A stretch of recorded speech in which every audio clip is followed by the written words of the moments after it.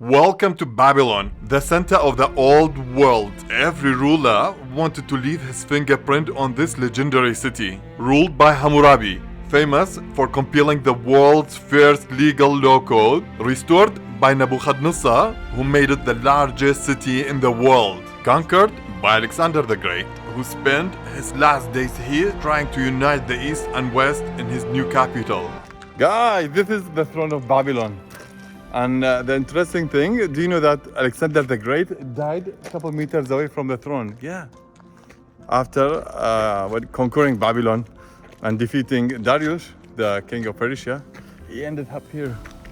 Then Saddam Hussein, who not just rebuilt Babylon on top of the ruins, but also built a huge palace for himself on an artificial hill overlooking the historical one. First steps inside the palace of Saddam. Imagine, he was walking right here. Probably here there was a throne. You can see. And look at this beautiful frame. Wow. So beautiful. Look at all these details. Wow, wow, wow. This is just wow. Let me show you a very interesting thing. You see all this here and this one also. These were secret tunnels, just in case.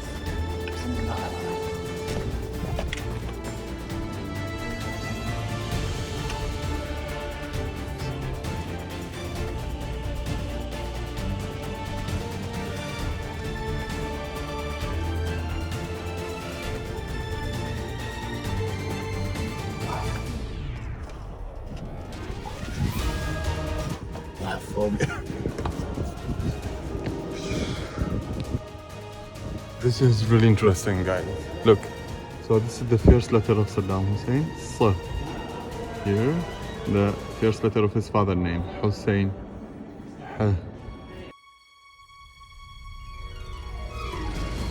We got into this hidden part, which is closed for people by this fence. This is so beautiful. Probably this was his bedroom, because here's the bathroom. Look at all those details. Different rulers, different works, different legacies. One day, we will leave this world just like the former rulers of Babylon. It's your choice to keep your legacy alive in a good or bad way. Leave one that you can be proud of.